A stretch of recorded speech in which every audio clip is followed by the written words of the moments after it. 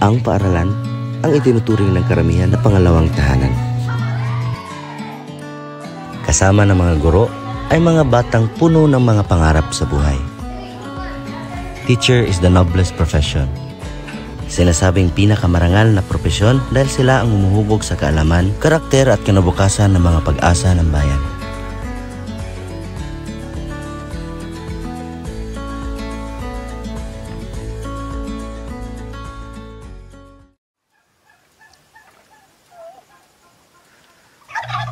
Ito ang baryo ng Sakbulan. Isang pamayanang sakop ng bayan ng San Pablo sa probinsya ng Zamboanga del Sur. Bagamat simple ang pamumuhay ay baka sa kanilang mga mukha ang pagiging masayahin. At dahil na rin sa kanilang pagkakaisa at malasakit sa kapwa, unti-unti na nilang nakakamit ang matagal na nilang pinapangarap na paaralan.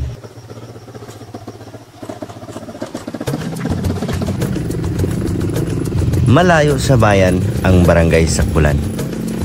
Mabato at maputik ang daan kapag umuulan. Dito sa itaas na bahagi ng bundok, makikita mo ang kagandahan ng Sakbulan National High School. Samahan natin ang isa sa mga guro dito sa Sakbulan National High School. Si Teacher Marieta Paglinawan. Dating OFW at residente dito sa Sakbulan.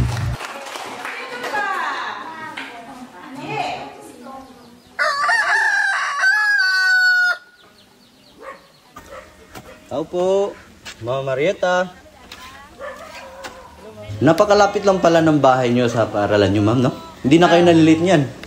Yes po, sir. Minsan talaga, nandoon na lang din kami parang nakatira sa school. Kibali, ma'am, pagkagising mo sa umaga, ligo na lang, tapos maghahain ng pang-almusal sa mga bata.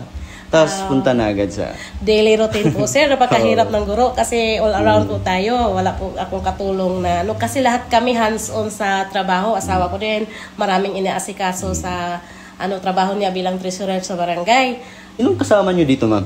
Asawa ko po, si Andres Paglinawan, at meron kaming 2 anak, grade 1 at saka 4 years old. At meron din kaming mga pamangkin. May 3 kaming pamangkin na pinapaaral. Mukhang malilit ka na ngayon, ma'am. Tara, ma'am. Samahan kita sa duty, sir. Let's go na po.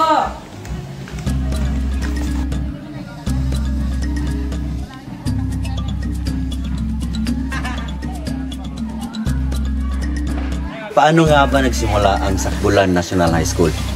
Okay, so ang Sakbulan National High School ay isang matatawag nating pangarap ng mga taga-Sakbulanon. Sa lugar kasi namin, makikita natin napakalayo namin sa lungsod. Kaya ilang oras po yung biyahe doon? 2 oras, hindi pa madadaanan ng motor at that time. Naglalakad lang talaga kami. Sa panahon namin na nag-aaral kami, naglalakad lang. Malaking tuwa ng mga taga-Sakbulan na nagkaroon ng paaralan, katuparan ang mga pangarap na magkaroon ng National High School dito. Subalit, wala pang building at that time. Ginagawa nila ang kanilang... Saan nagkaklase during that time? Doon, Barrio Hall. Tinatawag nila na Barrio Hall. Doon sila nagsasagawa ng kanilang klase. During that time, andun ka na ba po, ma'am? Wala pa po. OFW po ako at that time. Pero narinig ko na ang Sakbulan ay patayuan ng high school. Kaya laking tuwa ko. Siyempre, taga-nitibong Sakbulanon. Ang naisip ko, ang mga taga-Sakbulan, kasama na ako noon, ay napakahirap mag-aral sa malayo. Kaya para talaga mapatuloy, idinunit ko ang aming area na nabili nang ako ay nag-OFW. Hindi pa ako teacher at that time, sir. Hindi ka ba teacher that time? Hindi pa. Tinawagan ako nila dito na kunin daw yung area ko para gawing school site ko. Yes, why not? Mga kamag-anak ko lang naman dito ang mga pamangkin, pinsan, mga kamag-anak ko ang makikinabang. Nag-umpisa ito noong 2010. Doon pa sa 2010 sa barangay. Hanggang nalipat sila ng site na ito. Mula sa bilang ng inyong mag-aaral, ma'am, nakaranas pa kayo ng mga dropouts or mga nagsipaghindo? Yes po. Madalas talaga ang tumitigil ay yung mga karatig barangay namin. Sobrang layo din, sir. At hindi nadadaanan ng mga motor, dumadaan sa mga bundok, mga gubat. Kaya minsan talaga ang bata nawawala ng gana. At isa din ay yung hirap. Yung mga magulang hindi kayang i-provide yung mga pangangailangan ng mga bata. Paano yun, ma'am, pagka tumigil yung mag-aaral? Pinapadalhan ng sulat ang mga magulang. Pinapunta namin dito, kinukumusta namin ang status ng bata. Advisor, o pinupuntahan namin ang bahay. Yes po, na sobrang layo talaga. Nagong visitation kami at doon nakikita talaga ang realidad na kalagayan. Kaya maantig ang ating puso na ganun talaga ang sitwasyon dito. Napakahirap. Lahat po ba dito ng mga guro ay taga rito rin? Yun sir, ang hirap din kasi ako lang, dalawa lang kaming guro na taga rito. Iba dito ay galing pa sa iba't ibang lugar, lungsod. Kagaya ng Bayog,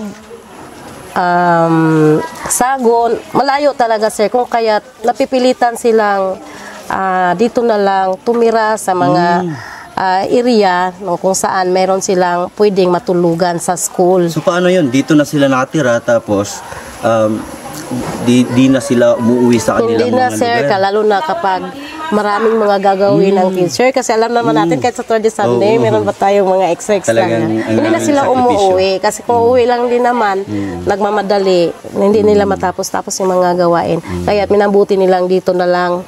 At mahirap din kasi ang daan namin dito, sir.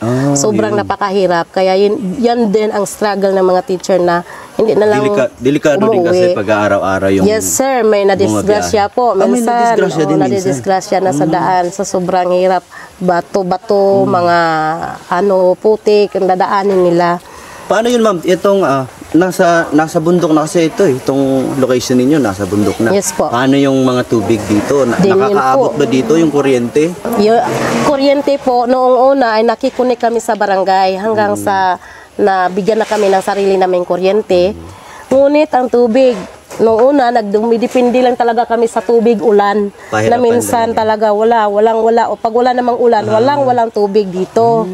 Kailangan mag-igib sa napakalayo. Hanggang sa humingi kami ng tulong sa barangay. Nagkaroon kami dito ng voluntaryong pag-connect sa pamamagitan ng water pump. Nag-provide ang school ng water pump at nag-donate din ang barangay ng mga kagamitan upang kami ay makakuha ng tubig. Buti, ma'am, napaka-supportive ng barangay officials dito. Yun naman ang namin dito kasi ang mga residente, sampun ng mga barangay official ay talagang masigasig sa lalong-lalo na sa ikagbubuti ng paaralan para sa mga mag-aaral. Ngayong araw ay nakatoka ang mga guro sa paglilinis ng kanilang tinatawag na tabay.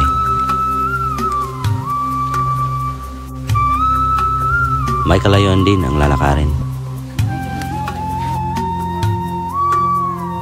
Dito nanggagaling ang tubig na hinihigop ng water pump papuntang paaralan.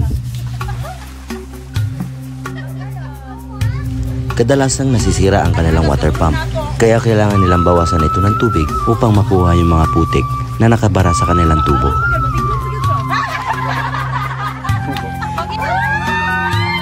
Mahirap man itong gawin, pero bakas sa kanilang mga mukha na masaya sila sa kanilang ginagawa. Bakit hindi gumagana yung mga faucet nyo doon, ma'am? Kasi sir, sa haba-haba ng init na uubusan kami ng tubig at saka nasira yung water pump namin. Ayun nga, kailangan namin na limasin, linisan kasi sa sobrang dumi, putik at hindi na makadaan yung tubig sa source papunta ng water pump. Sa kabilang dako naman ay may isang tabay rin kung saan sila naliligo. So dito kayo naliligo, ma'am? So dito kami naliligo pag nagmamadali kami kaya papasok na sa school. Kami lahat ng mga guro dito nakikinabang sa maliit na tabay na to. May bunga ang lahat ng mga pagsisikap. Sa bisa ng Republic Act No. 12013 na pinirmahan ni Pangulong Marcos Agosto nitong taon, ganap ng Independent National High School ang paaralang ito na tatawaging Sakbulan National High School. walang pagsubok na hindi nalalampasan. Ako si Rosler Colango at ito ang A Day in the Life of a Teacher.